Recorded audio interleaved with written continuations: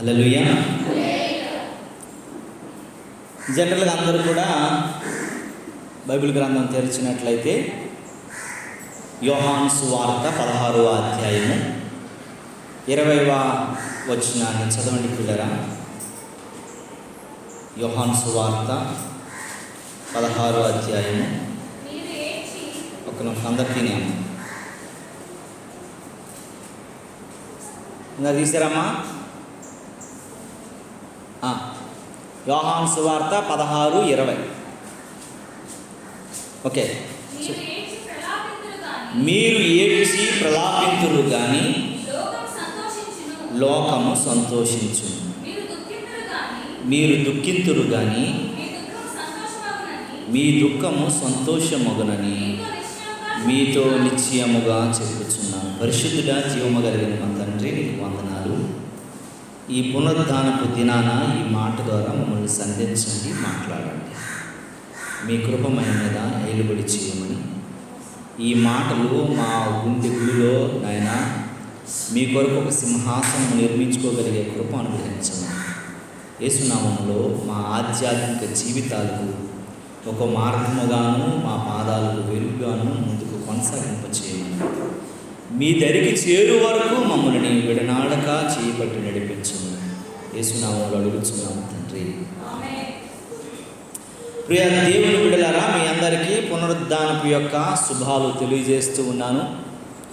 యేసు ప్రభువారు మన పాప శాప అపరాధముల కొరకు మరణించి మృత్యుంజయుడిగా తిరిగి లేచినటువంటి దినాన్ని పురస్కరించుకొని చాలా మెయిన్ లైన్ చర్చెస్ అంటే కొన్ని సంఘాలలో మరి పునరుద్ధానమును గూర్చినటువంటి వర్తమానాలు వివరించబడతాయి, వినిపించబడతాయి. మనందరికీ 20 శతాబ్దాల క్రిందటి నుండి కూడా ఈ యొక్క విషయాలు మనందరం ఎరుగుని వారమే. యేసు ప్రభు లేచాడని, మృత్యుంజయుడని మనందరికీ తెలుసు కనుకనే మనం ఈరోజు రక్షణ పొందాం, బాప్తిజం పొందాం, ఈరోజు ప్రభు బలలో చేపెట్టుకున్నాం. కానీ అది అందరూ ప్రతి సంవత్సరం కూడా ఈస్టర్ అనగానే ఇదే మాటలు చెప్పి చెప్పి చెప్పి చెప్పి కాకుండా అసలు ఈ ఈస్టర్ అంటే ఈ పునరుద్ధాన దినాన దేవుడు ఎలాంటి పరిస్థితులు గుండా నేను నడిపిస్తే నువ్వు ఎలా జీవిస్తున్నావు అన్న విషయాలు ఆలోచించాలి. పునరుద్ధానపు బలాన్ని పొందిన నీవు, పునరుద్ధానపు అనుభవాలను పొందిన నీవు, పునరుద్ధానపు శక్తిని పొందిన నీవు ఎలా ఉంటున్నావు, నీ జీవన విధానం ఏంటి, నీ జీవన శైలి ఏంటి అన్న విషయాలు మనం మరొకసారి స్మరణకు తెచ్చుకొని జ్ఞాపకము చేసుకోవలసిన వారమై ఉన్నామని ఉదయకాల సమయంలో మీకు నేను ప్రకటిస్తూ ఉన్నాను పిల్లరా. ఈ మాట మీరు ఏడ్చి ప్రలాపింతురు కానీ లోకము సంతోషించును, మీరు దుఃఖింతురు కానీ మీ దుఃఖము సంతోషమగునని మీతో నిశ్చయముగా చెప్పుచున్నాను. మీరు అందరూ ఏడ్చి ప్రలాపింతురు కానీ మనమంట యేసు ప్రభువారు మరణించారని, యేసు ప్రభువారు చనిపోయారని, యేసు ప్రభువారు మా పాపాల కొరకు శిలువ మ్రాను మీద దిగారని మనం ఏం చేస్తుంటాము? ప్రలాపించాం, ఏడుస్తూ ఉన్నాం, కన్నీరు. ఎందుకంటే నేను అనుభవించవలసిన బాధ, నేను అనుభవించవలసిన దుఃఖం, నేను అనుభవించవలసినటువంటి శిక్ష ఆయన మీద వేసుకుని ఏం చేశాడని చాలామంది ప్రలాపిస్తున్నారు. కానీ లోకము దానిని బట్టి ఏం చేస్తుందట? సంతోషపడుతుంది. ఎందుకనంటే మనం ఒక మాట చదువుకుంటాం, ప్రజలందరికీ కలుగబో మహా సంతోషకరమైన శుభవార్తమానము నేడు ఎవరు పుట్టారు? ఆయన రక్షించడానికి పుట్టాడు. ఆయన రక్షకుడై ఉన్నాడు. దేని నుండట? పాపానికి దాస్యులుగా బ్రతుకుతున్న వారిని, శాపానికి బందీలుగా ఉన్నటువంటి వారిని, అపరాధాల యొక్క ఉచ్చులలో వారు చిక్కుకున్న వారిని విడిపించి వారిని రక్షించుటకు ఈ లోకానికి మనుష్య కుమారుడు వచ్చి ఉన్నాడు. దేవునికి స్తోత్రము కలుగునుగాక. చాలామంది ఈ లోకానికి వచ్చారు, గొప్పవారు అనుకున్నారు, చెప్పారు, భక్తులని, బాబాలని, దేవుళ్ళని అనేక రకాలైనటువంటి ప్రబోధనలను వినిపించిన వారు ఎంతోమంది ఉన్నారు. ఎందుకంటే జాతిష్య మరణం ధ్రువం అన్నారు ఒక ఆయన. అంటే మన శాస్త్రం జాతిష్య మరణం ధ్రువం అన్నారు. అలాగే ఇంకొక మాట మరి పునర్భిజననం పునర్భిమరణం అని అన్నారు. అంటే శరీరాన్ని వదిలి కొత్త శరీరంలోనికి ప్రవేశించడం అర్థం. పునరభిమరణం పునరభి జీవం. మనం పాటలు కూడా పునరభిమరణం పునరభి జీవం అనే పాటలు వింటాం కదా. ఎందుకనంటే అది మనం ఒక దానిలో నుంచి మరొక చాలామంది వచ్చారు. అంటే మరణాన్ని వారు జయించలేకపోయారు. భక్తులుగాను ఉన్నతమైన వారుగాను ప్రవక్తలుగాను ప్రవచించేవారుగాను ఈ లోకంలోకి వచ్చారు. కానీ వచ్చిన వారు ఏదో ఒక కహానీ చెప్పుకొచ్చారు. మరణం అయిపోయింది, మళ్ళీ పునరుద్ధానం లేదు, మళ్ళీ బ్రతికేటువంటి శక్తి కానీ అట్టి గొప్ప మరి ఆ యొక్క అదృష్టం కానీ వారికి లేదు. ఎందుకంటే వాళ్ళు మనుషులుగానే పుట్టారు, మనుషులుగానే చావవలసి వచ్చింది. వారికి అది లేదు. కాబట్టి వాళ్ళు ఏంటంటే మరి ఏదో ఒకటి చెప్పకపోతే, మనుషులకు తమాషా చూపించకపోతే బాగోదు, నమ్మకత్వాలు పోతాయి. కనుకనే మేము ఎవరమనంటే మరి మాది ఏంటంటే జాతిష్య మరణ ధ్రువ. మేము మరణం చెందాం. కానీ మరొక దాంట్లోనికి, అంటే ఒక మాటలో చెప్పాలంటే అప్పుడు ఆ యుగంలో ఒక అవతారం అయితే ఈ యుగంలో మరొక అవతారంలోకి వచ్చేసాము. త్రేతాయుగంలో అలాగుంటే కలియుగంలో ఇలా ఉన్నాం, త్రేతాయుగంలో ఎలా ఉన్నాం అని చచ్చిపోయిన వాళ్ళు మరొక ఉద్భవించి మరొక మాటలోను మరొక వ్యక్తులుగాను ప్రతిబింబింప చేస్తూ ఈరోజు చెప్పుకుంటున్న మనుషులు మనం చూసాం. కానీ యేసు ప్రభువు అట్లాంటోడు కాదంట. యేసు ప్రభువు అలాంటోడు కాదంట. ఈ శరీరం వదిలి కొత్త శరీరంలోకి వెళ్తాను, ఇంకొక శరీరంలోకి వెళ్తాను అలా చెప్పటం కాదు.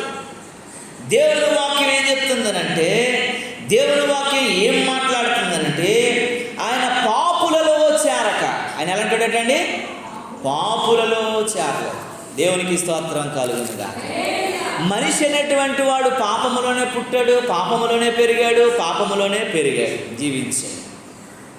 పాపోహం పాపయామి పాపకర్మ కృపయో దేవ శరణోగత వత్సల అని మనం కంచుపల్లెంలో మన యొక్క పూజారికి మనము ఏం చేస్తుంటామో కాలు పెట్టి కడుగుతున్నప్పుడు ఆయన చదివే శ్లోకం ఇది. పాపోహం పాపాత్మ పాపకర్మ కృపయో దేవ శరణోగత వత్సల. నేను పాపంలోనే పుట్టాడు, ఈడి పాపంలోనే పుట్టాడు. నేను పాపంలో ఉన్నాను, ఈడి పాపంలో ఉన్నాడు. కానీ పాపులమే పరిశుద్ధులు మనిషి చెప్పుకుంటూ కాలు గడిగేస్తున్నారు. అయ్యా నన్ను క్షమించు, శరణోగత వత్సల, నన్ను దీవించు నాయన, నన్ను క్షమించు నాయన, నన్ను మన్నించయ్యా. ఇది నీకు ఎవరికి దక్కాలి? నీకు దక్కవలసింది నేను పొందుకుంటున్నాను, నన్ను మన్నించని మన యొక్క ప్రబుద్ధులు చదువుతున్నటువంటి మాటలు. కానీ దేవుని బిడ్డలారా ఇక్కడ అంటాడు, యోహాను సువార్త 7వ అధ్యాయం 26వ వచనంలో అంటాడు, దేవుని వాక్యం ఏం చెప్తుందనంటే, ఆయన్ని వారు పాపములో చేరక పాపులలో చేరక అని దేవుని వాక్యం చెప్తుంది. 26లో ఉంటుంది, 7:26 అనుకుంటాను. సరే చూడండి, ఈ మాట చాలా జాగ్రత్తగా ఆలోచిస్తే, బహిరంగంగా నేను మాట్లాడుతున్నాను,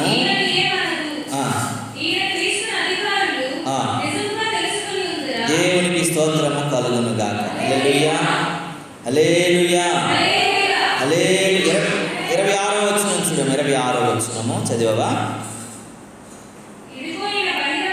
సారీ యోహాను సువార్త హెబ్రీయులకు రాసిన పత్రిక. హెబ్రీయులకు రాసిన పత్రికలు మా 7వ అధ్యాయం 26లో ఉంటుందంటే, పవిత్రుడును నిర్దోషియు నిలంకషుడునైన పాపులలో చేరక ప్రత్యేకంగా ఉన్నవాడును దేవునికి స్తోత్రము కలుగునుగా. ఏమనుందమ్మా అక్కడ? నేను పవిత్రుడును దోషము లేనివాడును నిష్కలమే కల్మషము లేనటువంటి వాడును, నేను పాపుల్లో చేరేటువంటి వాడుని కాదు, ప్రత్యేకంగా ఉన్నవాడును దేవునికి స్తోత్రము కలుగునుగా. అందరిలాంటి వాడు నేను కాదండి. నన్ను మరణం ఏం చేయలేకపోయింది? ఆపలేకపోయింది, బంధించలేకపోయింది. అందరిలాగా నేను బ్రతికితే, అందరిలాగా నేను జీవిస్తే తీస్తే నేనెందుకు మృత్యుంజయుడిని అవుతాను? నేనెందుకు పరిశుద్ధుడిని అవుతాను? నేనెందుకు పరిపూర్ణుడవుతాను? నా ద్వారా ఎందుకు రక్షణ కలుగుతుంది? నా ద్వారా ఎందుకు స్వర్గం వహిస్తుంది? నా ద్వారా ఎందుకు నేను పరలోకంలో మీరు అందరు చేరగలుగుతారు? అందరు లాంటి వాడు నేనైతే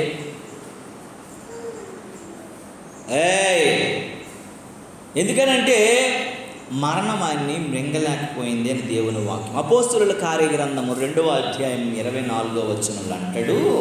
మనం చాలా జాగ్రత్తగా గమనిస్తే ఈ మాటలో అపోస్తుల కార్యగ్రంథంలోను 2వ అధ్యాయం చూడండి ప్రియులారా. 2వ అధ్యాయము అందరు తినేమ్మ 2వ అధ్యాయం 24వ వచనంలో ఈ మాట అంటాడు. మరణము ఆయనను బంధించి ఎందుక దేవునికి స్తోత్రము కలుగునుగా. మరణం అంటే ఆయనని బంధించలేకపోయిందట. అది అసాధ్యమే. పాపం చాలా మరణం వరకు తీసుకెళ్ళింది. మరణం ఏం చేసిందండి? మరణం వరకు తీసుకెళ్ళింది. సిలువ ఎక్కించగలిగింది. మరి ఆయనని సిలువ మీద రేకులతో చంపగలిగింది. ముళ్ళ కిరీటం పెట్టించగలిగింది. వీపు దున్నబడినటువంటి పొలంలాగా మార్చగలిగినది.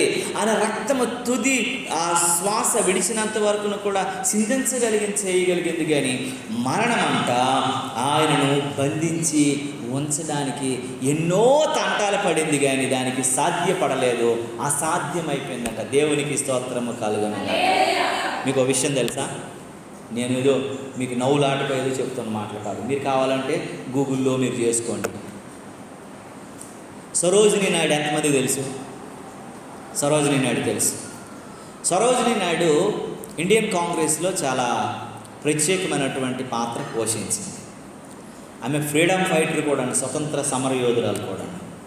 గాంధీ మహాత్ముడు బాపూజీ గారు మరణించిన తర్వాత 3 దినాలు అయిపోయింది. 3 దినాల తర్వాత ఆయన సమాధి దగ్గరికి కొంతమంది సన్నిహితులను తీసుకుని వెళ్ళి, బాపూజీ మహాత్మా, నీవు ఈ లోకానికి, ఈ దేశానికి ఒక ఉన్నతమైనటువంటి ప్రబోధనలను అందించినటువంటి వ్యక్తివి అయ్యా.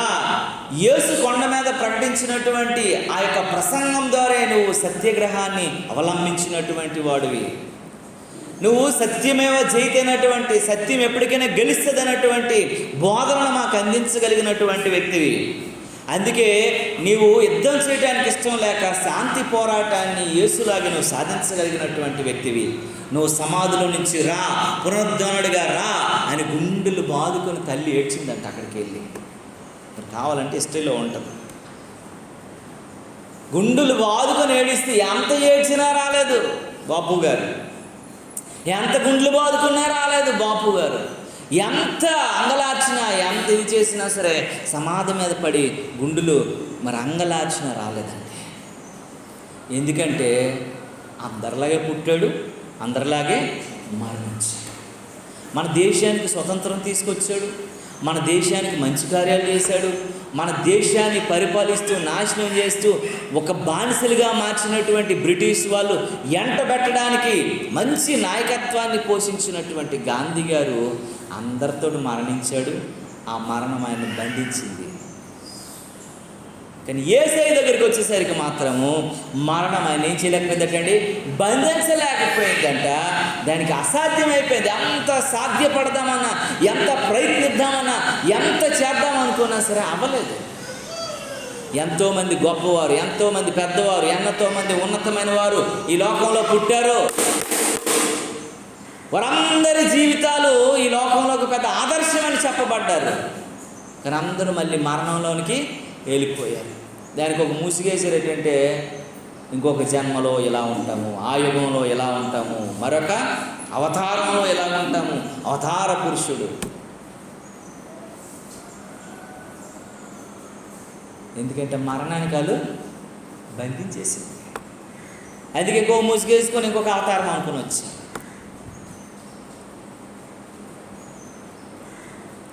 కానీ యేసు టుడే, యెస్టర్డే, ఫరెవర్, నిన్న నేడు నిరంతరం మార్పు లేని దేవుడు. ఎందుకంటే ఆయన మరణం బంధించలేకపోయింది, మరణం ఆయన ఉంచలేకపోయింది, మరణం ఆయనని జయించలేకపోయింది. ఓ మరణమా నీ ముల్లెక్కడా, ఓ మరణమా నీ విజయం ఎక్కడా? మరణమందు నీ ముళ్ళు పెరికివేయబడినది, విజయమందు మరణము మృంగివేయబడింది. దేవునికి స్తోత్రము కలుగునుగా. ఓ మరణమా నీ ముల్లెక్కడా, ఓ మృత్యువా నీ విజయమెక్కడా, మరణమందు నీ ముళ్ళు మృంగివేయబడినది, విజయమందు మరణము మృంగివేయబడినది. రక్తం జయం, యేసు రక్తం జయం, రక్తం జయం, క్రీస్తు రక్తం జయం. ఓ మరణమా నీ ముల్లెక్కడా, ఓ మృత్యువా నీ విజయమెక్కడా. బంధించలేకపోయిందండి.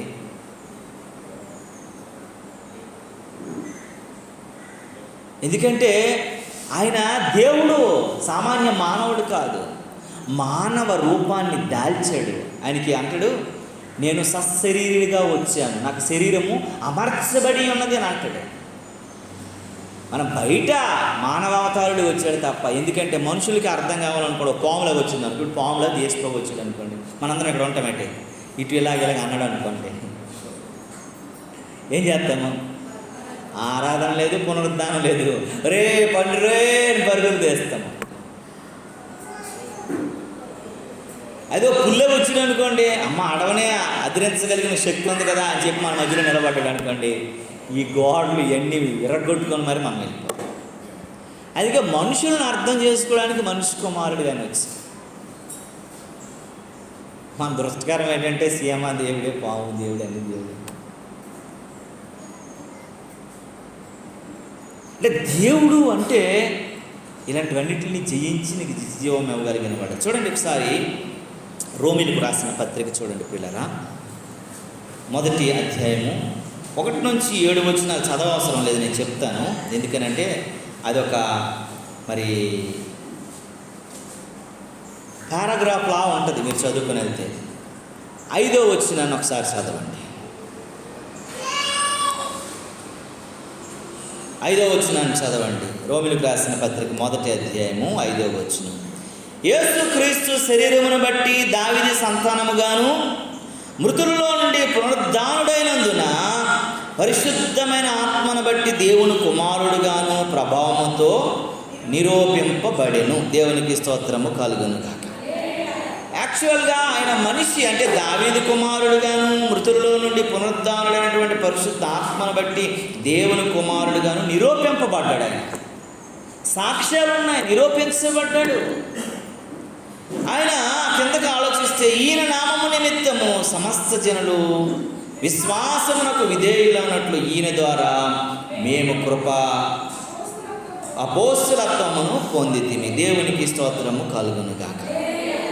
ఇక్కడ దేవుని వాక్యం ఏం చెప్తుందంటే, యేసుక్రీస్తు శరీరమును బట్టి ఆయన దావీదు సంతానముగాను మృతుల్లో నుండి పునరుద్ధానమును అనుభవించినటువంటి పరిశుద్ధాత్మను బట్టి నిరూపించబడ్డాడట. అందరిలాంటోడు కాదు, అంటే ఏది తలా తోకలేనటువంటి వాడు కాదు, ఏదో చెప్తే అయిపోయింది కాదు. మాకు ఒక పుష్పక విమానం ఉంది, ఎంతమంది ఎక్కినా ఒకరికి అందులో చోటు ఉందట. మరి అన్ని టెక్నాలజీలు మన దగ్గర ఉంటే మనం ఎందుకల్లా రాఫెల్ విమానం అక్కడెక్కడ కొనుక్కోవాలి? తాతలనాడు నేత తిన్నా ఇప్పుడు మా మూతులు మూ చూడండి అంటే వాసన అప్పుడు ఇప్పుడు కొంటది, ఎన్నిసార్లు నువ్వు కడుక్కున్నావు కదా. అవన్నీ జరగని పనులు అవన్నీ. ఎన్నో మనుషులు కథలు చెప్పొచ్చు, అనగనగా అని స్టార్ట్ అవుద్ది మన కథల పుస్తకంలో. చందమామ కథ అనే ఒక బుక్ ఉంటుంది, తెలుసా మీకు? అందులో అనగనగా అని స్టార్ట్ అవుద్ది. ఎందుకు తెలుసా? మా ముత్తాత మా తాతతో అనగా, మా తాత మా నాన్నతో అనగా, మా తాతతో అనగా, మా తాత మా నాన్నతో అనగా, మా నాన్న నాతో అనగా జరిగిందట. ఆడికి తెలీదు, ఈడికి తెలీదు. అన్నారంతే, జరిగిందట అంటే తెలీదు, క్లారిటీ లేదు, విట్నెస్ లేదు. కానీ ఇక్కడ దేవుని వాక్యం ఏం చెప్తుందనంటే, పిల్లరా నేను నిరూపించబడ్డాను, నాకు అంటూ ఒక విట్నెస్, ఒక సాక్ష్యము, ఒక నిరూపణ ఉంది, ఒక ప్రాక్టికల్ లైఫ్లో అది నేను చూశారు చాలామంది అని. మనం మీకు చాలాసార్లు చెప్పాను, most influence person in world అనగానే కొట్టగానే గూగుల్లో ఎవరు వస్తారు? యేసు వస్తారు.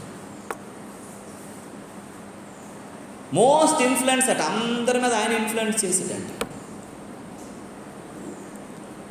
నల్ల జాతీయులైనటువంటి వారు, నీగ్రో ప్రజలు బానిసత్వంలో అనేక రకాలైన ఇబ్బందులు పడుతున్నప్పుడు ఆయన పేరు నెల్సన్ మండేలా. నెల్సన్ మండేలా యేసు ప్రభువుని ఆదర్శంగా తీసుకొని వారందరికీ ఫ్రీడాన్ని ఇచ్చాడు, వారందరికీ విజయ జీవితం ఇచ్చారు, వారందరికీ విడుదల ఇచ్చారు. నెంబర్ 2లో నెల్సన్ మండేలా అంటాడు. కానీ ఆయన చెప్తున్న మాట ఏంటి తెలుసు? యేసు ప్రభు కోసము నేను ఇన్ఫ్లుయెన్స్ అయ్యేది యేసు ప్రభు వల్లనే, యేసు ప్రభు బోధల వల్లనే నేను ఇన్ఫ్లుయెన్స్ అయ్యి నా దేశాన్ని, నా కాంటినెంట్ అంతటిని నా ఖండాన్ని అంతటి నేను రక్షించుకున్నానని నెల్సన్ మండేలా విట్నెస్ చెప్తాను. అంటే ఒక ఖండాన్ని మార్చగలిగినాడు. అంటే అన్నింటికంటే ఆఫ్రికా ఖండం చాలా పెద్ద బిగ్గెస్ట్ ఖండం. ఆసియా ఖండం తర్వాత నెక్స్ట్ ఏదైనా ఉందంటే ఆఫ్రికా. అంత పెద్ద ఖండాన్ని కూడా ఇన్ఫ్లుయెన్స్ చేయగలిగాడనంటే యేసుప్రభు అటు ఇన్ఫ్లుయెన్సర్ అట ఆయనకి. కనుక నీవు నేను మనం ఏం ఆలోచించాలంటే ఆయన నిరూపించబడ్డాడండి, ఆయన నిరూపించబడ్డాడు. ఈరోజు ఎవడో తలాతోక లేనివాడిని మనం ఆరాధించట్లా, పేరు లేనివాడిని ఆరాధించట్లా, మరణించాడా లేదని తెలియనటువంటి ఏదో ముసుగులో మనం ఆరాధించట్లా, పునరుద్ధారుడైనటువంటి నిరూపించబడినటువంటి యేసుని మనం ఆరాధిస్తున్నాం. దేవుని నామానికి మహిమ కలుగును గాక. హల్లెలూయా, హల్లెలూయా. అందుకే మనం అంటున్నాం, మేము కృపను అపోస్తలత్వమును మేము పొందితిమి. దేవుని నామానికి మహిమ కలుగును గాక. హల్లెలూయా, హల్లెలూయా. కనుక అంటాడు చూడండి, మనం ఒకసారి మనమంట ఎవరమంటే యోహాను సువార్త 16వ అధ్యాయం 5-6 వచనాలలో ఒక మాట రాయబడి ఉంటుంది. అది ఏంటంటే చెప్పబడుతుంది చూడండి పిల్లరా. యోహాను సువార్త 16వ అధ్యాయము 5-6 వచనాలలో ఒక మాట, ఇప్పుడు నన్ను పంపిన వాని వద్దకు వెళ్ళుచున్నాను, నీవు ఎక్కడికి వెళ్ళుచున్నావని మీలో ఎవడను నన్ను అడగలేదు, కానీ నేనే ఈ సంగతి మీతో చెప్పుచున్నాను. మీ హృదయం దుఃఖముతో నిండి ఉన్నది. దేవునికి స్తోత్రము కలుగును గాక. చాలామంది అనుకో ఎవరు అడగకుండా యేసుప్రభు చెప్పాడు, ఎందుకంటే నిరూపించబడినాడు. అసలు ఎక్కడికి వెళ్ళాడు ఏంటి అని ఇంకొకడికి ప్రశ్న మార్కు రాకూడదు, ఇంకొకడికి ఆన్సర్ తెలియనటువంటి పరిస్థితి రాకూడదు, ఇంకొకడు సతమతంలో ఉండకూడదు. ఫుల్ క్లారిటీగాను ఇప్పుడు నన్ను పంపిన వాని వద్దకు నేను వెళ్ళుచున్నాను. ఎక్కడి నుండి వచ్చాడు ఆయన? పరలోకం నుండి వచ్చాడు. మళ్ళీ అంటాడు, నీవు ఎక్కడికి వెళ్ళుచున్నావని మీలో ఎవడు నన్ను అడగలేదయ్యా, నేను ఈ సంగతిని మీతో నిశ్చయంగా చెప్పి మీ హృదయం దుఃఖంతో నిండి వెళ్ళిపోతున్నానని మీ దుఃఖంతో నిండిపోయింది, బాధతో నిండిపోయింది. అయితే ఇక్కడ మళ్ళీ చూడండి 22వ వచనంలో ఒక మాట చెప్తాడు చూడండి. 22వ వచనంలో అటువలే మీరును దుఃఖపడుచున్నారు కానీ మిమ్మల్ని మరలా చూసేదను, అప్పుడు మీ హృదయమును సంతోషిస్తారా. అక్కడ ఒక మాట చెప్తున్నాడు, రెండో రాకడ గురించి అని మాట్లాడుతున్నారు. ఇప్పుడు నేను లేను వెళ్ళిపోతున్నానని మీరు ఏమవుతున్నారు? దుఃఖపడుతున్నారు. కొద్ది రోజులు మాత్రమే నేను దూరంగా మీకు ఉంటాను, ఎక్కువ రోజులు ఉండనండి, కొద్ది రోజులు మాత్రమే మీకు దూరంగా ఉంటాను. ఇప్పుడు మీ భక్తిలోను, మీ విశ్వాసంలోను, మీ నిరీక్షణలోను, మీరు ప్రేమలోను వేరు పారిన వారు ఉండటానికి మీది ఒక సమయం. ఈ సమయంలో మీ భక్తి సాధనలో మీరు ఎక్కడా పడిపోకుండా, సాతానికి ఎక్కడా చిక్కుపోకుండా, మీ విశ్వాసాన్ని చెదరగొట్టుకోకుండా, మీ రక్షణను పాడు చేసుకోకుండా మీరు భక్తి సాధనలో ముందుకు కొనసాగండి. మీ ఆత్మయాత్రలో, మీ పిల్గ్రిమ్ ప్రోగ్రెస్లో మీ జీవితాలను సరిగా నడిపించబడటానికి కావాల్సిన ఒక కృపను మీరు అనుభవిస్తూ ముందుకు కొనసాగండి అని చెప్తాంటాడు. అటువలనే మీరు ఇప్పుడు దుఃఖపడుతున్నారు, నేను వెళ్ళిపోతున్నాను, కానీ మిమ్మల్ని మరలా నేనేం చేస్తాను? చూచే రోజు ఒక రోజు, నేడో రేపు అది రాదు, వస్తుందండి.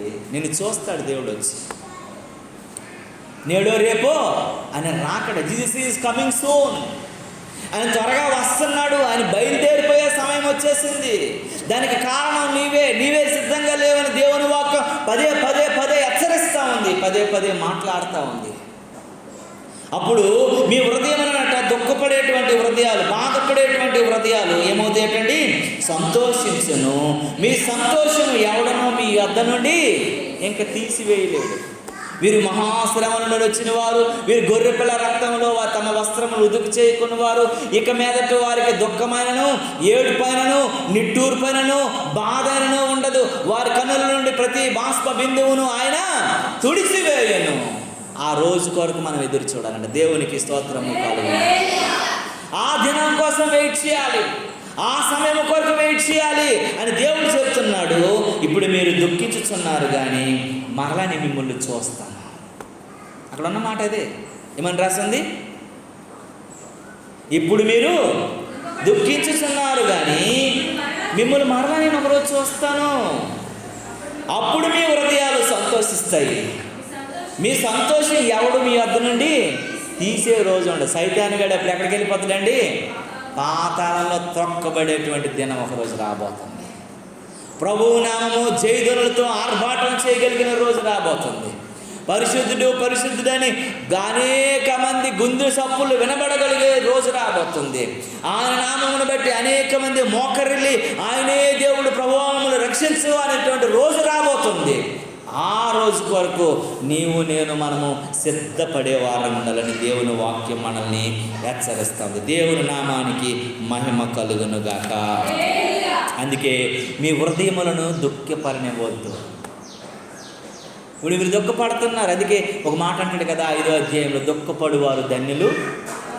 ఇప్పుడు మీరు దుఃఖపడుతున్నారు, బాధపడుతున్నారు, చాలా ఆవేదన చెందుతున్నారు, కానీ ఒకరోజు వాదార్చే దినం మన ముందు ఉందంట. ఒకరోజు మీ దీని మీద నేను వాక్యం కూడా చెప్పాను. దుఃఖపడేవారు ధన్యులు అనే మాట వాక్యం మర్చిపోయారా ఏంటి? మీరు చెప్పాను ఒకరోజు, గుర్తుందా? మర్చిపోయారా? ఎందుకు దుఃఖపడడం వాళ్ళు ధన్యులు అంటే ఏంటండి అంటే ఒకసారి నేను ఒక వాక్యం గట్టిగానే చెప్పాను ఈ వాక్యం. ఎందుకంటే ప్రియమైనటువంటి దేవుని బిడ్డలారా, దేవుని చిత్తం మీద మరొకసారి అదే మాటలు మీకు చెప్తాను, మళ్ళీ గుర్తు చేస్తాను. దుఃఖపడేటువంటి వారు ధన్యులు. వీడి దుఃఖాన్ని సంతోషంగా మార్చే రోజు మళ్ళీ యేసు ప్రభు మనల్ని కలుసుకోవడానికి రాబోతున్నాడు. మనం లేటర్ డేస్లో ఉన్నాం, చివరి దినాలు, అంచె దినాల్లో ఉన్నాం. నేడు రేపు ఆయన రాకడ మనకు తెలియదు కనుక నీవు నేను సిద్ధపడవలసిన వారమై ఉన్నామని దేవుని వాక్యము మనల్ని హెచ్చరిస్తూ మనకు వివరిస్తుంది. దేవుని నామానికి మహిమ కలుగును. ఇక్కడ ఒక మాట మనము గుర్తు చేసుకోవాలి. 21వ వచనంలో ఏమనుందంటే, ఇది చాలా ప్రాముఖ్యం, మన వాక్యానికి గుండెకాయ లాంటిది. ఈ మాట చదవండి చక్కగా. స్త్రీ ప్రసవించుచున్నప్పుడు ఆమె చూడండి, స్త్రీ ప్రసవించినప్పుడు ఆమె గడియ వచ్చును గనుకనే ఆమె వేదన పడును. అయితే శిశువు పుట్టగానే లోకమునకు నరుడొకడు పుట్టెను. సంతోషము చేత ఆమె వేదన మరి జ్ఞాపకము చేసుకున్నది. దేవునికి స్తోత్రం కలుగును.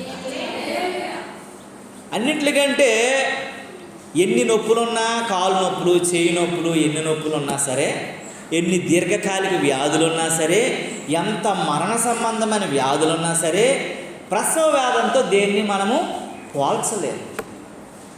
స్త్రీలుగా మీ అందరూ అనుభవించింది. జాన్ వెస్లీ అనేటువంటి ఒక భక్తుడు, వారి మదర్ గారు ఎంతమందిని కాసిందంటే 18 మందిని కాసిందంట.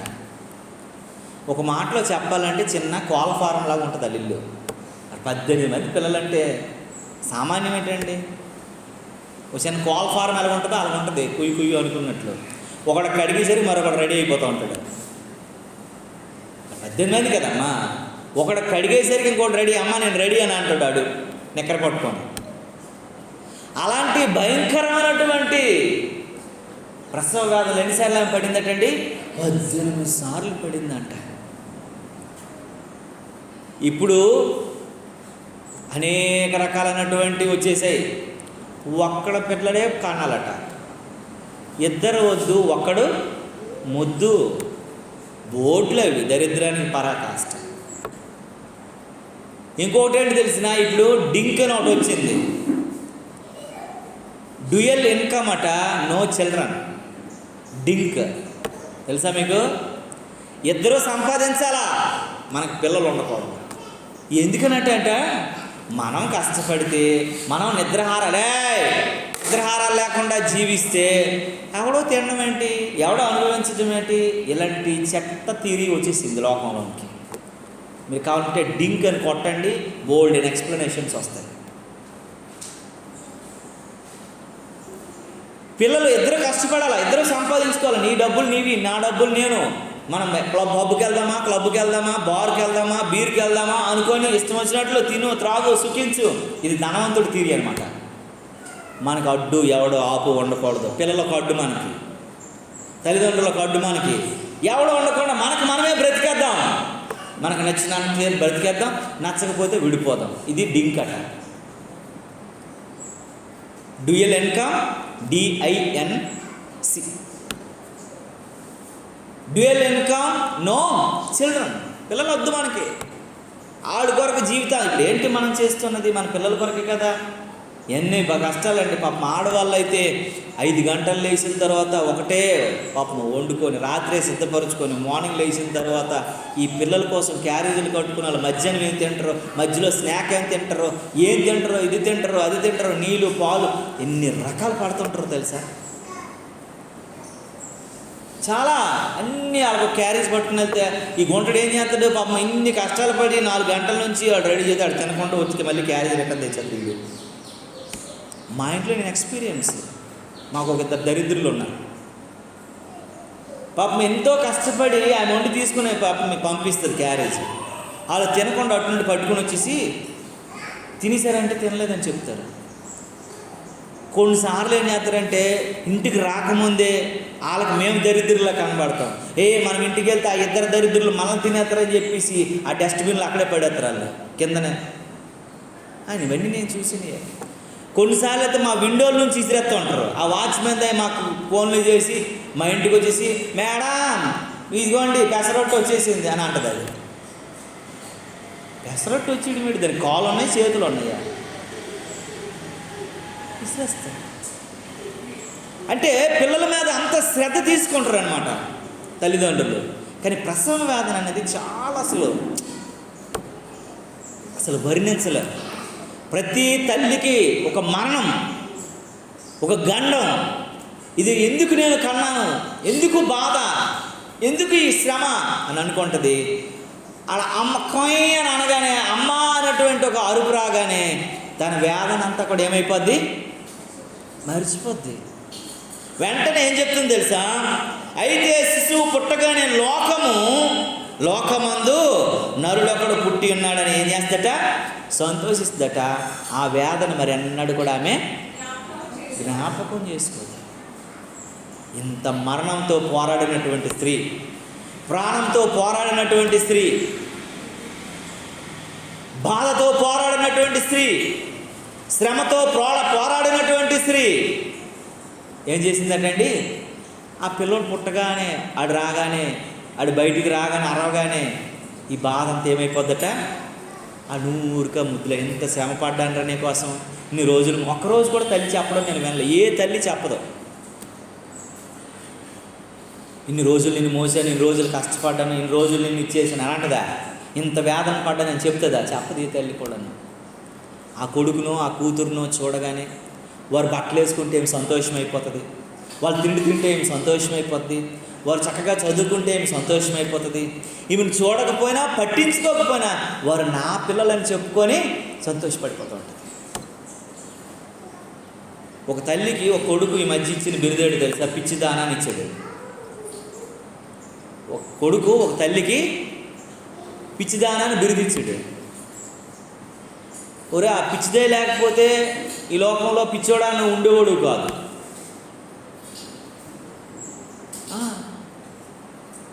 నేను ఆ మాట విన్నాను, పిచ్చిదానా అని అన్నాడు.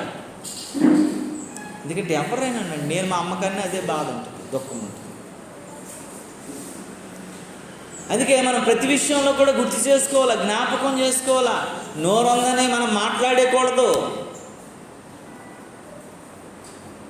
ఎందుకంటే కొన్ని థీరీలు ఉండవు. కుక్క అరుస్తుంటే ఎవరికైనా ఏం చేస్తాం? కుక్క అరుస్తుంటే బాగా రమ్మని అంటామా, చే అని అంటాం. ఎందుకంటే దాని అరుపుకి ఏముండదు, విలువ ఉండదు. ఇంకెవరైనా అరిసి ఎందుకు కుక్కలగల అరుస్తుంటావు అని అంటాం. ఎందుకంటే అరుపుకి పెద్ద తేడా ఉండదు కాబట్టి. చాలా జాగ్రత్తగా మనం గమనించుకోవాలి, ఆలోచించుకోవాలి. తల్లి అంట శ్రమ పడుతుంది, కానీ ఆ కుమారుడు రాగానే తన బాధ అంతటి ఏమైపోద్దట, యేసు ప్రభు వారు నీ కొరకు ఎంతో శ్రమ కలువరి శిలువలో అనుభవించాడు, బాధ అనుభవించాడు, దుఃఖం అనుభవించాడు. పాపము నుంచి దురాశ గర్భమును ధరించి పాపమును కనగా పాపము పరిపక్వమై మరణములోనికి వెళ్ళిపోకుండా ఆ మరణం అనేటువంటి అగ్నిలోని నేను లాగడానికి ఆయన అనుభవించినటువంటి శ్రమ ఎంతంత కాదు. దురాశనిలో గర్భాన్ని దాల్చింది, ఆ పాపము పరిపక్వం అయిపోయింది, మరణంకి వెళ్ళిపోయింది. ఆ మరణ ఛాయల్లో నుండి నిన్ను కనడానికి, నిన్ను పరిశుద్ధపరచబడ్డానికి, తన జీవితమే ఒక క్రయధనంగా అర్పించడానికి ఎక్కడైనా ఎంత బాధపడ్డాడో తెలుసా అండి. నోరు తెరువలేదా ఆ ప్రేమ, బదులు పలకలేదా ఏ ప్రేమ, ఇది ఎవరి కోసమో,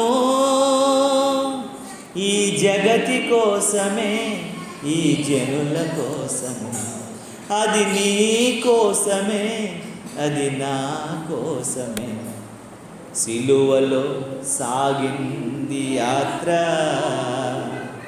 కరుణామయుని దయగల పాత్ర. చెల్లుమని కొట్టింది ఒకరట, తన ఈపు మీద తన్నింది మరి ఒకరు. బంతులాడినారు, బాధలు పరిచినారు, ఆయన నోరు తెరవలేదు. బంతులాడడం అంటే ఏంటి తెలుసా? ఒక బాల్ పట్టుకొని వాలీబాల్ ఇటు అటు ఎలాగాడతారు అలాగే యేసుప్రభుని ఆడుకున్నారు వాళ్ళు. కానీ ఒక్క క్షణం కూడా ఏమవుతుందండి, నోరు తెరవలేదంట. ఎవరి కోసము? ఒక తల్లి ప్రసవ వేదన పడుతున్నట్లుగా, తన కుమారుడు కుమార్తె పుట్టడానికి ఎంత శ్రమైనా ఓర్చుకున్నట్లుగా, నువ్వు క్రీస్తులో జన్మించటానికి, నువ్వు క్రీస్తులో బ్రతకటానికి, నువ్వు క్రీస్తులో జీవించటానికి, నరకము నుండి తప్పించటానికి అతను నిర్మించిన పరలోకంలో నువ్వు కూర్చుండబెట్టడానికి ఎంత వేదనైనా ఏం చేసేటండి భరించుకున్నావు. నువ్వు ఎప్పుడైతే రక్షణలోనికి వచ్చావో, ఎప్పుడైతే ఆ ఆనందంలోకి వచ్చావో, ఆయనంట సంతోషిస్తూ ఆనందించాడంట. మరి ఎన్నటికి ఆ దుఃఖం, ఆ బాధ లేకుండా మిమ్మల్ని ఆయన రాజ్యంలో ఉంచడానికి ఆయన ఒక నిర్ణయంలోనికి వచ్చాడంట. దేవునికి స్తోత్రము కలుగును గాక. హల్లెలూయా, హల్లెలూయా, హల్లెలూయా.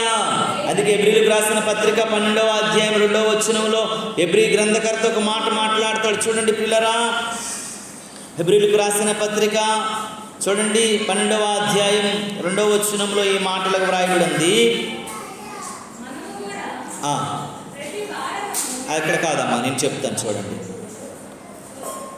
ఆయన మన ఎదుట ఉంచబడిన అని మాటను చదవండి. ఆయన తన ఎదుట ఉంచబడిన ఆనందము కొరకై అవమానమును నిర్లక్ష్య పెట్టి సిలువను సహించెను. దేవునికి స్తోత్రము కలుగును గాక. హల్లెలూయా. ఆయన మన ఎదుట ఉంచబడిన ఆనందం కొరకు, నీ కొరకు నా కొరకు ఒక ఆనందాన్ని ఇవ్వటానికి, నువ్వు అనుభవించిన దుఃఖం, నేను అనుభవించిన దుఃఖాన్ని తొలగించటానికంట అవమానమును కూడా ఏం చేయలేదండి, ఆయన నిర్లక్షించి లక్ష్య పెట్టలేదు. అవమానాన్ని కూడా పెద్ద ఇచ్చేసుకోలేదు. ఉమ్మేసినా, తన్నినా, త్రోసినా, కొట్టినా, తండ్రి వీరేమి చేస్తున్నారో వీరు ఎరుగురు కనుక వీరిని. ఆయన సిలువను ఏం చేసేటండి, సహించాడు, ఓర్చుకున్నాడు. నా మాట కాదు, అక్కడ ఉంది. ఏమనుందమ్మా? ఆయన తన ఎదుట ఉంచబడిన ఆనందము కొరకు అవమానము నిర్లక్ష్య పెట్టి సిలువను సహించాను. అవమానం అంతటిని నిర్లక్ష్యం చేసి పడేశాడట. సిలువను సహించాడు. కారణం ఏంటంటే నువ్వు దుఃఖపడకూడదు. నీ దుఃఖాన్ని సంతోషంగా మార్చడానికి, నీ బాధను సంతోషంగా మార్చడానికి, నీ యొక్క నువ్వు సరిగా ఉండటానికి, నీ జీవితం దేవునిలో మలచబడటానికి దేవుడు నీ దుఃఖాన్ని ఆనందంగా మార్చడం కొరకు ఆయన శ్రమ అనుభవించాడు. ఆయన సిలువను ఎక్కాడు. ఆయన అవమానాన్ని కూడా తీసేశాడు. ఆయన ఎవరండి? ఎవరు సమీపించరని తేజస్సులో ఉన్నటువంటి వాడు. అంత గొప్ప దేవుడు, ఎవడు అంటడానికి ఇష్టపడినాడు, ఎవడు ముట్టడానికే సమీపించరానాడు, అతని దగ్గరికి వెళ్ళడానికే అవకాశం లేనాడు, ఉమ్మేయించేసుకున్నాడు. ఆయన బట్టలు చీట్లు వేయించేసుకున్నాడు. ఆయన ఒళ్ళంతా దున్నబడినట్లు కొట్టించుకున్నాడు. ఆయనకి ముళ్ళ కిరీటం, నీవు తలంచినటువంటి ప్రతి తలంపుల కొరకు ఆయనకి ముళ్ళకి ఏమైందండి? తల్ల కిరీటం, ముళ్ళ కిరీటం కాదు. నీ చేతులతో చేసినటువంటి పాపాల కొరకు ఆయనకి చేతులు గాయాలు. నువ్వు కాళ్ళతో నడిచిన చెడు నడతల కొరకు ఆయన కాళ్ళకు మేకులు. నీ హృదయంతో ఆలోచించిన చెడు ఆలోచనల కొరకు ఆయన పక్కన బల్లెంపోటు. నీ శరీరం అంతటితో, నీ దేహంతో చేసినటువంటి పాపము కొరకు ఆ కొరడా దెబ్బలు. నువ్వు ఆయన అవమానపరుస్తూ జీవిస్తున్నప్పుడు నీ అవమానాన్ని ఆయన సంతోషంగా మార్చడానికి ఆయన ముఖం మీద ఉమ్మేయం చేసుకున్నాడు. నువ్వు ఏమై ఉన్నావు, నువ్వు ఎలా ఉన్నావు, నీ స్థితి ఏంటి, నీ పరిస్థితి ఏంటి, నువ్వు ఆలోచించవా అంటాడు. మీ ఆనందం కొరకు అవమానాన్ని నిర్లక్ష్య పెట్టి సిలువని సాయి. మనం ఆనందంగా ఉంటాను. దేవుడు నిజమైన తండ్రి, నిజమైన తల్లి. ఆ బిడ్డలు ఏం చూసుకుంటారండి? ఏం కోరుకుంటారు? బిడ్డలు ఏం కోరుకుంటారండి? ఆనందాన్ని కోరుకుంటారు. మా బిడ్డలో ఇప్పుడు వాళ్ళు ఏడ్చుకోవచ్చు అంటే తల్లి తల్లడెళ్ళిపోతుంది. తల్లి ఏమైంది నాన్న, ఎవరికి అన్నాడు, ఏం కోరుకు పడిపోయావా, ఎవరు కొట్టారా, ఏం చేశారా, ఒళ్ళు మొత్తం ఏం చేస్తుంది తల్లి? వెతికేస్తుంది ఎక్కడైనా గాయపరచబడ్డాడు.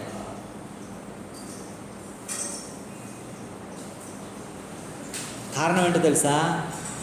నువ్వు ఆనందంగా ఉండాలని ఆమె శ్రమను, ఆమె బాధను, ఆమె కష్టాన్ని, ఆమె వేదనను ఎలాగైతే ఓర్చుకుందో, యేసయ్య నువ్వు ఆనందంగా ఉండాలని ఆయన బాధలని, సిలువ బాధను, సిలువ శ్రమను సహించాడంట. దేవునికి స్తోత్రము కలుగునుగా. హల్లెలూయా. నిర్లక్ష్య పెట్టి సహించాడంట. యేసు ప్రభువు వాడు చూసినట్లయితే వారు ఏమంటున్నారంటే భయంకరమైనటువంటి వ్యాధులను అనుభవించాడు, కానీ మళ్ళీ పునరుద్ధానం అవుతుందని, ఆ ఫలించే ఆనందాన్ని నీకు అనుగ్రహించాలని దేవుడు పదే పదే పదే నీ కొరకు తన ఆనందాన్ని పంచుకోవాలని కోరుకుంటున్నాడు. దేవునికి స్తోత్రము కలుగునుగాక. హల్లెలూయా. ఒక మాట ఈ సమయంలో, ఈ సందర్భంలో మనం గుర్తు చేసుకోవాలి. సైతాన్ విసిరేస్తాను బయటికి.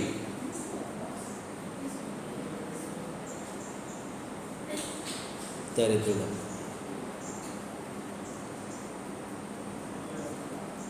దేవుడు ఒక మాట మనం జ్ఞాపకం చేసుకోవాలి. ఎందుకంటే ఎబ్రీయులకు రాసిన పత్రికలో ఈ మాట రాస్తుంది. చూడండి 11వ అధ్యాయం 18, 19 వచనాలు చదవక ముందు ఒక మాటలు చెప్తాను, తీసుకొని ఉంచుకోండి. ఇస్సాకు, అబ్రహాము తీసుకున్నాడు ఇస్సాకుని. ఎక్కడ తీసుకెళ్ళాడు? మోరియా పర్వతాన్ని. ఎందుకు తీసుకెళ్ళాడు కదా? ఎలాంటి సమయంలో అబ్రహాముకి దేవుడు ఇచ్చాడు? శరీరము ఉడుకుపోయిందట చెప్పాడు అబ్రహాం. అన్నాడు, నా శరీరము ఉడుకుపోయింది, ఇంకా అసలు దేనికి పనికిరాదు ప్రభా, సావుకి తప్ప, మరణానికి తప్ప ఎందుకు పనికిరాని స్థితికి వెళ్ళిపోయింది. అప్పుడు అబ్రహాంకి ఎవరిచ్చాడు? కుమారుడిని ఇచ్చాడు. కొంచెం రోజులు పెరిగిన తర్వాత, పెద్దోడైన తర్వాత అబ్రహాంని ఏం చేశాడు దేవుడు? నీ కుమారుడిని అని తీసుకుని వెళ్ళాడు. ఇక్కడ ఇస్సాకు యేసు ప్రభుకి సాదృశ్యము, అబ్రహాము తండ్రి అయిన దేవునికి సాదృశ్యం. కుమారుడిని తీసుకెళ్ళి బలి ఇవ్వడానికి ఎవరు వెళ్ళారండి? చెప్పండి, ఎవరు వెళ్ళారు? యేసు ప్రభువుని బలి ఇవ్వడానికి ఎవరు పంపించారండి? తండ్రి పంపించారు. ఈ విషయాలు మనం గుర్తుపెట్టుకోవాలి. అబ్రహామా, నీ కుమారుని తీసుకెళ్ళి మోరియా పర్వతం మీద బలిపీఠం మీద పెట్టి బలి అర్పించేసి నీ కుమారుని బూడిద చేసి అని ఎవరు చెప్పారు? దేవుడు చెప్పారు. అబ్రహాం ఏమన్నాడు? అలాగే ప్రభువా అని చెప్పి బయలుదేరాడు, వెళ్ళాడు, తీసుకెళ్ళాడు, బలిపీఠాన్ని ఏర్పాటు చేశాడు.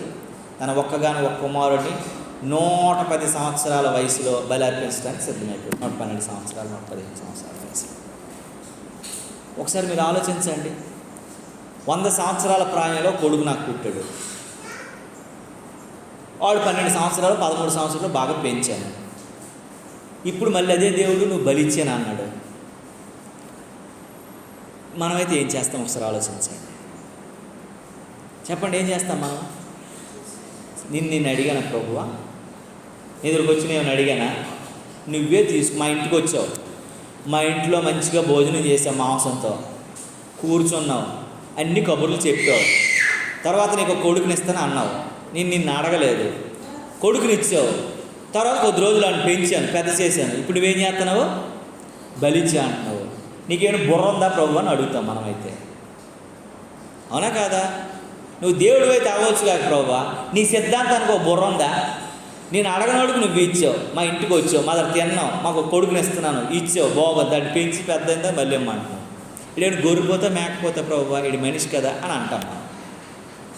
అబ్రహాము ఆయన తిన్నగా బయలుదేరిపోయి గాడిద మీద కర్రలు పోసి పేర్చి కుమారుడికి కావలసిన కత్తి అన్ని సమాంజ అంతా పట్టుకొని మోరియా పర్వతానికి వెళ్ళిపోయి బలిపీఠాన్ని పెట్టాడు. ఇక్కడ చదవండి ఒకసారి ఆ మాటలు 18-19 వచ్చిన.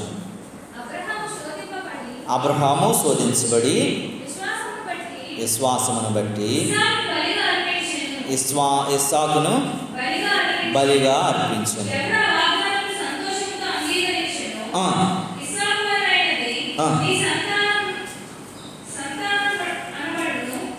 నీ సంతానం అనబడునని ఎవనితో చెప్పబడునో అబ్రహాము మృతుల్లో సైతము లేపుటకు దేవుడు శక్తివంతుడని దేవునికి స్తోత్రం కలుగునుగాక. అబ్రహాము నీలాంటి నాలాంటి అవిశ్వాస కాదు, దిక్కుమాలిన విశ్వాసం అంతకంటే కదా. ఎందుకంటే అబ్రహాం ఎలాంటిదనంటే ఫెయిత్లో చాలా బాండింగ్ దేవునితో ఉంది. దేవుడు అడిగాడంటే ఏదో ఒకటి ఉంటుంది. నా కుమారుని తీసుకెళ్ళిపోతే, ఎందుకంటే ఆయన ఇస్తాననేవాడు, ఆయన భూమి ఆకాశాలు గతించిన ఆయన మాటలు గతించు. నీకు ఒకటిని ఇస్తాను, ఇస్మాయిల్ కాదు నీకు ఇస్సాకుని ఇస్తాను అన్నాడు. ఇస్మాయిల్ పంపించేమన్నాడు. ఇస్సాకుని ఇచ్చాడనంటే ఏదో ఒకటి ఉంటుంది. మరి అలాంటి వాడిని మళ్ళీ చంపేయమంటున్నాడంటే ఏదో ఒకటి ఉంటుంది. కాబట్టి నేను దేవునికి ఇచ్చేస్తానని మంచి నమ్మకంతో వచ్చాడు. ఇక్కడ ఏమని రాస్తుందో తెలుసా? ఎవడు వాగ్దానమును సంతోషముతో అంగీకరించును, ఇస్సాకు వలనైనటువంటిది నీ సంతానం అనబడునని ఎవరితో చెప్పబడును, ఆ అబ్రహాము మృతుల్లోను సైతము లేపబడుట దేవుడు శక్తివంతుడని యోచించు. చచ్చిపోయిన కూడా, బూడిదను కూడా బ్రతికించగలిగిన శక్తివంతుడని అబ్రహాం ఏం చేశాడటండి? యోచించాడట. దేవునికి స్తోత్రం కలుగునుగాక. అలా యోచించబట్టే అంటున్నటువంటి మాట ఏంటంటే 19 వచ్చిన అంటాడు, తన ఏకైక కుమారుని అర్పించి ఉపమాన రూపముగా అతని మృతుల నుండి మరలా పొందాను. దేవునికి స్తోత్రము కలుగునుగాక. ఆయన అందుకే ఆలోచించలేదు, దేవుడు సమర్థుడు, ఆ బూడిదను కూడా మళ్ళీ బ్రతికించగలడు. లాజరును లేపిన దేవుడు, ఎన్నో మహత్ కార్యాలు అద్భుత కార్యాలు చేసినటువంటి దేవుడు. మరి నా కుమారుని వదిలేస్తారా అడిగాడంటే ఏదో ఒకటి ఉంటుందని చెప్పేసి అది యోచించి అబ్రహాము బలివ్వటానికి ఎక్కడ కత్తెత్తేసాడట. కత్తెత్తి చంపడానికి రెడీ అయ్యేసరికి అబ్రహాము ఆగరా బాబా అన్నాడట. ఎరా నీకు భయం వెళ్ళేదట్రా, అది నీ కొడుకు కదరా, 120 సంవత్సరాల ఏజు నీది, 100 సంవత్సరాల పైబడినప్పుడు నీ కొడుకునిచ్చాను, వీడు మంచి పాకానికి వచ్చినప్పుడు బలిచ్చమంటే ఇచ్చేస్తానండి. ప్రవ్వా నువ్వు నమ్మదగిన వాడు అయ్యా, నువ్వు ఇస్తానన్నప్పుడు నువ్వెప్పుడు మాట తప్పేవాడు కాదయ్యా, నీ మీద నాకు నమ్మకం ఉందే, వీడు బూడిదైపోయినా సరే మళ్ళీ వాడి నుంచి బూడిదలో నుంచి కూడా బయట తెచ్చగలవు, నాకు ఆ నమ్మకం ఉంది ప్రభు అని విశ్వాసంతో కుమారుడిని అర్పించాడు. ఈరోజు మనకి చాలా విశ్వాసంలో చాలా అల్పులంగా ఉన్నాం. దేవుడి చేతడంటే ఏమోనండి మరి చేస్తాడు చేయడు తెలియదు, కానీ వాక్యం అయితే అలాగే చెప్తుంది. నేను అందుకే నీ బతుకు నా బతుకు అలాగే ఏడ్చింది. దేవుడు చేస్తాడంటే అవునంటే అవును, నన్ను దేవుడి స్థితిలో ఉంచుతాడు. కలెక్టర్ ఐఏఎస్ ఆఫీసర్ చేస్తాడనంటే నీ ముందు 1,00,000 మంది ఉన్నా, ఆ 1,01 అయినా సరే ఆ 1,00,000 మంది నువ్వు పనికిరావు, నువ్వు పనికిరావు, నువ్వు పనికిరావు, నువ్వు పనికిరావు, నువ్వు పనికిరావు అని తీసేస్తాడు. మీకు ఒకసారి వాక్యం నేను చెప్పాను, దేవుడు ఎంపిక చేసాడు అనేక మందిని. దేవుడి ఎంపికలో మీకు ఈ వాక్యం చెప్పానేమో కదా నేను, లాస్ట్కు 3 దేవుడు ఎన్నుకున్నాడు, అందరిని తీసేశారు. అలాగే పాలుతేనలు ప్రవహించే దేశంలోకి వచ్చినప్పుడు 40 లక్షల మందిలో నుంచి 2 గ్రేడ్ చేశారు. ఎవరిని? కాలేబుని. దేవుడు పనికిరాదు, నువ్వు తీసే అందరిని తీసి లాస్ట్ పనికొచ్చినోడిని దేవుడు వస్తాడు.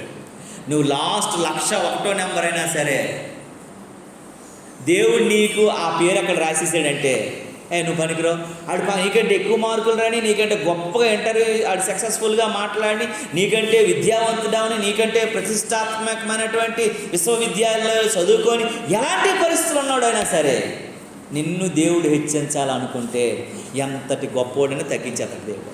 దేవునికి స్తోత్రం కలుగును. నిన్ను పైకి లేపాలనుకుంటే ఎంత గొప్పోడని పడగొడతాడు అంతే. అది దేవుళ్ళ లక్షణం.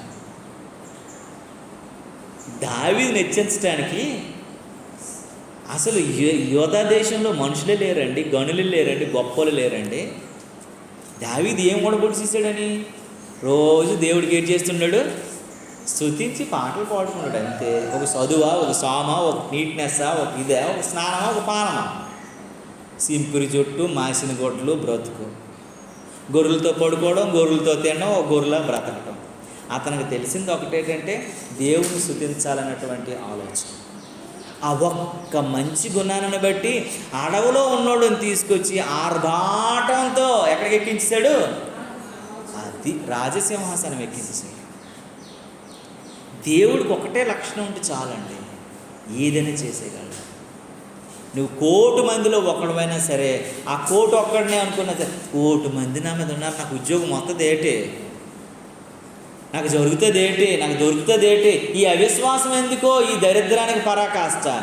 దేవుడు ఆ 1,000,000 మంది ఉన్నా ఆ 1,001 నేనైనా ఆ జాబ్ నాదే అన్నటువంటి విశ్వాసం నీకుంటే తప్పకుండా సువర్ణ అక్షరాలతో దేవుడు ఆయన రాసి పెట్టేస్తాడు. ఆడి మనసు, ఆడి కళ్ళుకి ఏమైపోద్దండి?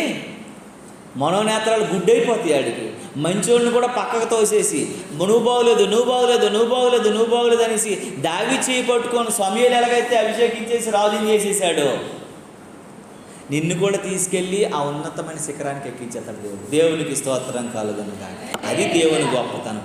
అలాంటి విశ్వాసం అబ్రహాముకు ఉంది కాబట్టి నువ్వు బలి అర్పించాలన్నా, నువ్వు నా కుమారుని ఇచ్చేయాలన్నా, నీ కుమారుని మంట పెట్టేయాలన్నా, నీ కుమారుని బూడి చేసేయాలన్నా ఎక్కడ కూడా అబ్రహాం ఏం చేయలేదండి, ఆలోచించలేదు. దేవునికి స్తోత్రం కలుగును గాక. ఎందుకంటే మునుపటి ఆదికాండంలో ఒక మాట ఉంటుంది, 22వ అధ్యాయము 5వ వచనంలో ఒక మాట ఉంటుంది. ఆదికాండంలో ఏమనుంటుందో తెలుసా మాట? అయ్యో మీకు గుర్తొచ్చేయాలి కదా, 22:5లో చెప్తాడు కదా, మీకంటే నేనే తెలివైన వాళ్ళగా ఉన్నాను, మీరు నాకంటే తెలియలేని మీరు. అమ్మా తన పని వాళ్ళతో చెప్తున్నాడట, మీరు గాడితో ఎక్కడ ఉండండిరా,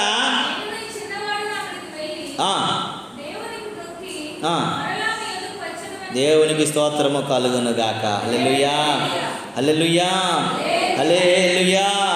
చూడండి, తన పని వారి మీద మీరు గాడితో ఇక్కడనే ఉండండి, నేనును ఈ చిన్నవాడును అక్కడికి వెళ్ళి దేవునికి మొక్కి మరలా మీ వద్దకు. ఏం చెప్పాడండి దేవుడు? ఏమడిగాడు? అబ్రహాం ఏమి చెబుతున్నాడు? దేవుడు ఏం చెప్పాడు? మరి బలిచ్చినట్టు తిరిగి వస్తాడేంటా? తిరిగి వస్తాడా? మనం కోడిని కోసేసిన తర్వాత అమ్మ లేగవా, నీకు నూకలేస్తాను, నీకు ధాన్యం వేస్తాను, నీకు ఊదలేస్తాను, నీకు గంటలేస్తాను, ఇది లేగుతుంది ఏంటా? లేగదు కదా. అబ్రహాము విశ్వాసం అంత గొప్పది. అరే బాబు మీరు ఎక్కడ ఉండండి రా, ఆ పని వాళ్ళు కూడా పిచ్చెక్కిపోతారు. అబ్రహాం వెళ్తున్నది ఏంటి, అబ్రహాం చేయబోతున్నది ఏంటి, అబ్రహాం చెబుతున్నది ఏంటి, అబ్రహాంకి ఏమైనా బుర్ర ఉందా లేదా, ముసలైపోని కొలిది అంతా మరిచిమరిసం అయిపోతున్నాడు. దేవుడు ఆయన్ని బల్లి అడిగాడు కదా, మళ్ళీ మేమిద్దరం కలిసి వస్తాను అంటాడేటి, కొంపదీసి ఇస్మాయిల్ గట్టి పట్టుకుని వస్తాడేటి అని అనుకుంటున్నాడు ఈయన. అబ్రహాముకి తెలుసు మాట ఇచ్చిన దేవుడు నమ్మదగిన వాడు. దేవునికి స్తోత్రము కలుగును. హల్లెలూయా. మేము దేవునికి మొక్కి మరలా వచ్చేదామని చెప్పాను. దేవునికి స్తోత్రము కలుగును గాక. ఆ రోజున అతడు దహన బలికి కట్టెలను తీసుకొని తన కుమారుడు ఇస్సాకు మీద పెట్టి అతనితో నిప్పును కత్తిని పట్టుకొని పోయెను. వారిద్దరూ కూడి వెళ్ళుచుండగా ఇస్సాకు తన తండ్రి అయిన అబ్రహాముతో, నా తండ్రి, 7వ వచనం ఏమని రాసింది, నా తండ్రి అని పిలిచెను. అందుకు అతడు, ఏమి నాయనా కుమారుడా అనెను. అప్పుడు అతడు, నిప్పును కట్టెను ఉన్నవి కానీ దానబలికి గొర్రెపిల్ల ఏది అని అనగా, అబ్రహాం, నా కుమారుడా, దేవుడే దహనబలికి గొర్రెపిల్లను చూచుకొనునని చెప్పాను. అలాగును వారిద్దరు కూడి వెళ్ళి దేవుడు అతనితో చెప్పిన చోటుకి వచ్చినప్పుడు అబ్రహాము అక్కడ బలిపీఠము కట్టి చక్కగా పేర్చి ఆ కుమారుడు ఇస్సాకును బంధించి ఆ బలిపీఠం మీద కట్టెలను ఉంచెను.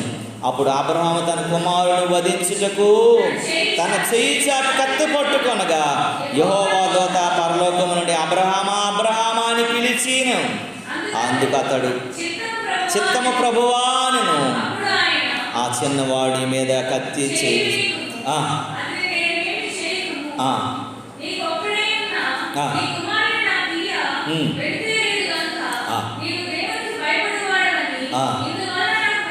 దేవునికి స్తోత్రము కలుగునుగాక.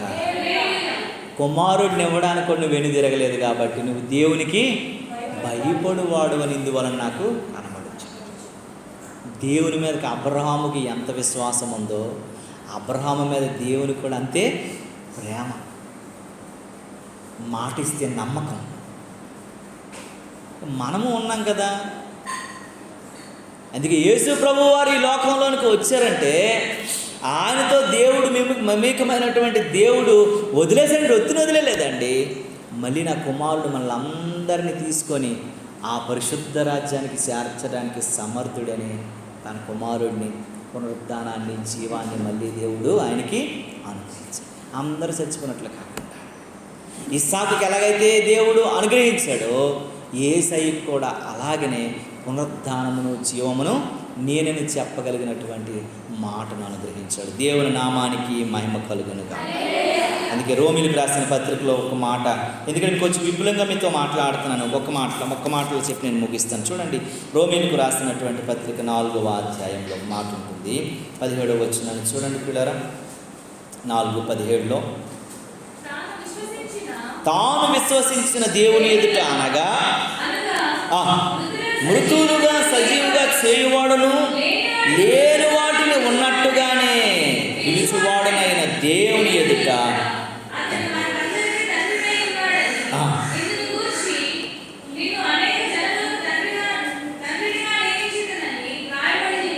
దేవునికి స్తోత్రము కలుగును.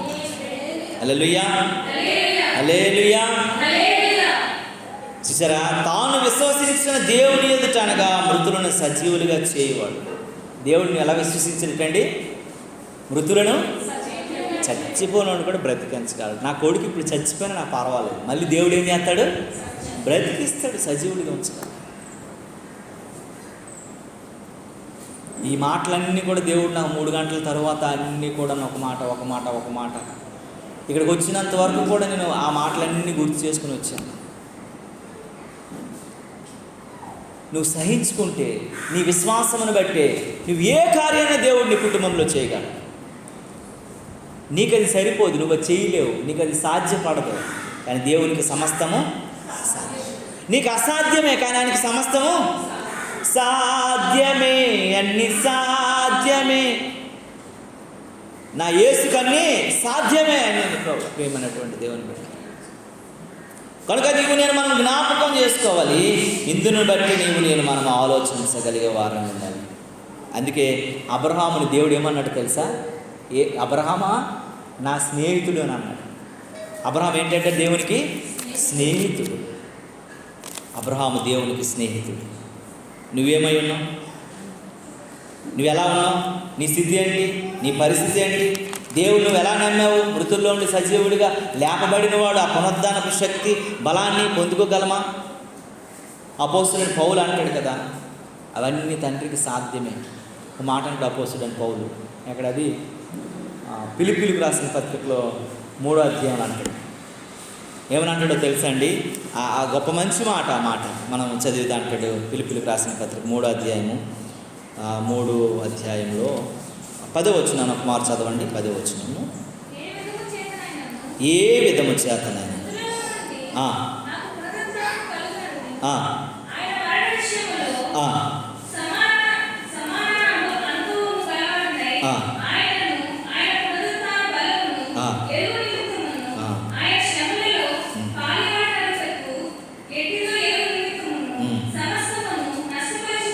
పెంటతో సమానం ఎంచుకొనిస్తున్నాను. దేవునికి స్తోత్రము కలుగునుగాక. పౌలు భక్తులు ఇక్కడ మాట్లాడుతున్న మాట చూడండి పిల్లరా. ఏ విధము చేత నేను మృతుల్లో నుండి నాకు పునరుద్ధానము కలుగునని. ఎలాగైనా కలుగుతుంది నాకు. ఏ విధము చేతనని దేవుడు చేస్తాడు. నమ్మదగిన వాడు దేవుడు.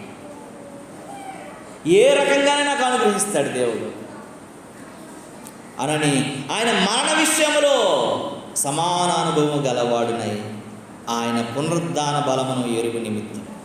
ఆయన మరణం ఎలా చెందాడు, నేను కూడా అలా చెందటానికి నేను ఇష్టపడుతున్నాను. ఎందుకంటే ఆయన పునరుద్ధాన బలం ఏంటో నాకు తెలుసు.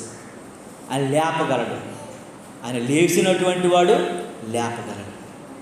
అందుకే ఈ లోకం ఉన్నది అంతటినీ కూడా అన్నట్టు ఆయన శ్రమలలో పాలువాడు ఎట్టిదో ఎరుగు నిమిత్తము సమస్తాన్ని ఏం చేసుకున్నాడటండి, కావాలా కావాలా కావాలా ఏ రకంగా మాకు కావాలనుకున్నటువంటి దినాల్లో సమస్తాన్ని ఏం చేసుకున్నాడటండి, వద్దో వద్దో వద్దో నాకు ఇది పెంట పెంటని ఎంచుకున్నాడు. మనం ఏ భక్తిలో ఉన్నాము, ఆయన ఏ భక్తులు, ఏ పీక్స్లో ఉన్నాడు, ఎలాంటి భక్తిలో, ఎలాంటి భక్తి విధానంలో మనం బ్రతుకుతున్నాము, ఎలాంటి భక్తి తారతమ్యాలలో మనం ఉంటున్నాము, పేరుకైనా లేకపోతే నిజంగా నీవు నేను మనం ఎలాంటి స్థితిగతులలో ఉన్నామని ఆలోచన కలిగి ఉన్నామా లేదనేది ఒకసారి నువ్వు ఆలోచించుకోవాలని దేవుని వాక్యము పదే పదే పదే హెచ్చరిస్తూ ఉంది పిల్లరా. అందుకే మీరు ఏడ్చి ప్రలాపింతురు కానీ లోకం ఒకరోజు ఏం చేస్తాటండి, సంతోషించే రోజు రాబోతుంది అని లోకానికి రాబోతున్నాడు. మనందరినీ ఆయన రాజ్యానికి తీసుకెళ్ళబోతున్నాడు. ఈ మరణ దాస్యానికి మనము బలి కాకుండానట్లుగా దాటి నుండి మనల్ని తప్పించడానికి మరణాన్ని గెలిచినటువంటి మృత్యుంజయుడని దేవుడు చెప్తున్నాడు ఏంటంటే, మీరు దుఃఖింతురు కానీ మీ దుఃఖం ఒకరోజు ఏమవుతుందండి, సంతోషంగాను నాట్యంగాను మార్చే రోజు నేను మళ్ళీ మీ ముందుకు తేబోతున్నాను.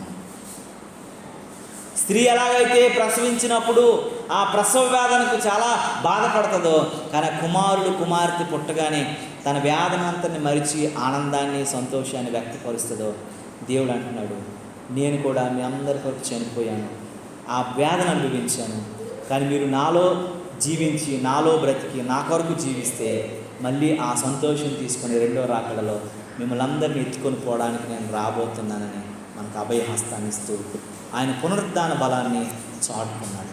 ఈ దేవుని బిడ్డ ఈ ఉదయకాల సమయంలో ఈ పునరుద్ధాన దినంలో నేను మనం ఎలా ఉన్నామో ఒకసారి ఆలోచించుకుంటూ కళ్ళు మూసుకొని మనల్ని మనం పరీక్షించుకుందాం, మనల్ని మనం పరిశీలన చేసుకుందాం. నేను మనం ఎలా ఉన్నామో ఒకసారి గమనించుకుంటూ ముందుకు కొనసాగిపోదాం. ప్రార్థన చేసుకుందాం పిల్లారా, ప్రార్థన చేసుకుందాం. అయ్యా నీకే స్తోత్రములు, వందనాలు నాయనా.